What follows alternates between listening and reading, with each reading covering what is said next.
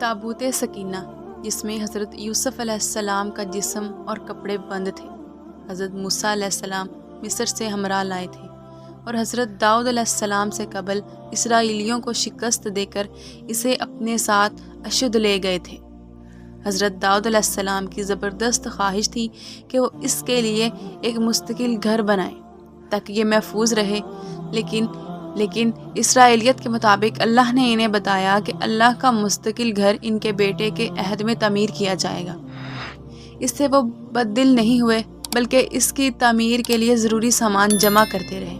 انہوں نے سونا، چاندی، لوہا، پیتل جمع کیا، لبنان سے دیواروں کی لکڑی منگوائی، آرائش کے لیے مختلف علاقوں سے قیمتی پتھر حاصل کیے۔ العرض وہ اپنے بیٹے کا کام آسان بنانے کے لیے مصروف رہتے تھے، یہاں تک کہ آخری دنوں میں اپنے بیٹے سلیمان کو اس گھر ہیکل کا وہ خاکہ بھی تفصیلاً سمجھا دیا تھا جسے انہوں نے عالم رویا میں دیکھا تھا۔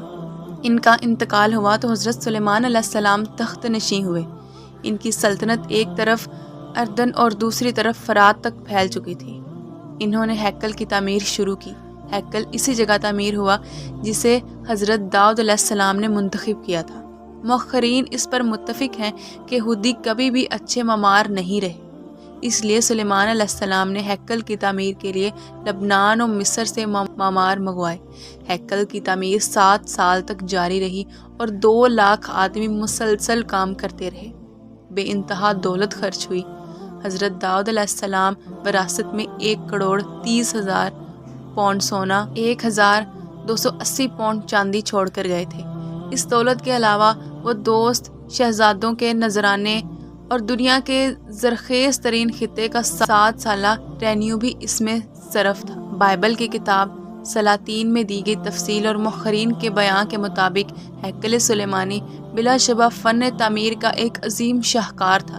اس کی لمبائی 90 فٹ، چوڑائی 30 فٹ اور اونچائی 45 فٹ تھی، اور اس کے اندر پاک ترین جگہ بنائی گئی جہاں خداوندان کے عہد کا صندوق تابوت سکینہ رکھا گیا۔ تابوت سکینہ بخت نصر کے حملہ کے بعد ایسا غائب ہوا کہ آج تک اس کا سراغ نہیں لگایا جا سکا۔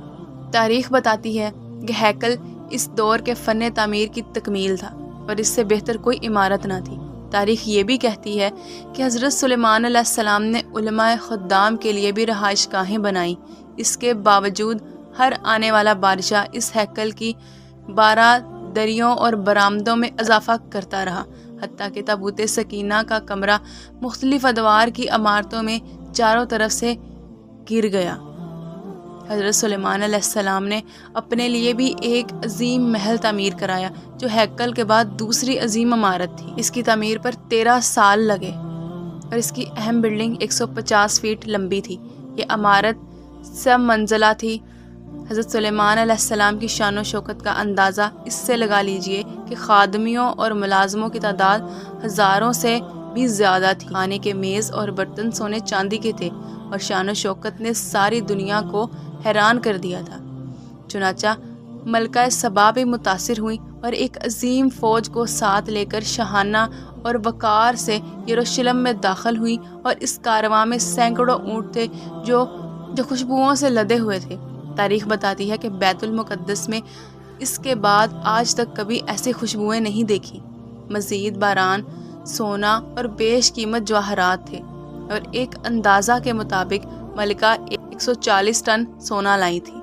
جوزف لکھتا ہے کہ حضرت سلیمان علیہ السلام نے شہر پناہ کو مضبوط کیا اور ہیکل کی پہاڑی بھی فضیل کے اندر لے گیا۔ شہر کو پانی کی فراہمی کے لیے دور وادیوں سے نہریں کھدوائی گئی، چشمے اور حوض بنائے گئے۔ ان میں سے کنواری کا چشمہ آج بھی دور سلیمانی کے فن تعمیر کا عظیم شاہکار ہے۔ دوسری عمارتیں بنائیں، سڑکوں کو پختہ کیا، نتیجتاً بیت المقدس اپنے دور کا خوبصورت ترین شہر بن گیا اور عظیم تجارتی کارواں اس شہر تک آنے لگے۔ حضرت سلیمان علیہ السلام نے ایک بحری بیڑا بنایا جو ہر کولیس کے روایتی شہروں اور برطانیہ تک پہنچے۔ کولمبس نے جب شمالی امریکہ دریافت کیا تو اس کا خیال تھا کہ حضرت سلیمان علیہ السلام کی دولت کا خزانہ ویسٹ انڈیز تھا کہ سلیمانی بحریہ نہایت فعال تھیں اور دور تک پہنچتی تھی۔ خلاصہ یہ کہ حضرت سلیمان علیہ السلام کے عہد میں سلطنت اسرائیل اپنے عروج پر تھی۔ مزید ویڈیوز کے لیے چینل کو سبسکرائب اور ویڈیو کو لائک کر دیجیے۔ فی امان اللہ۔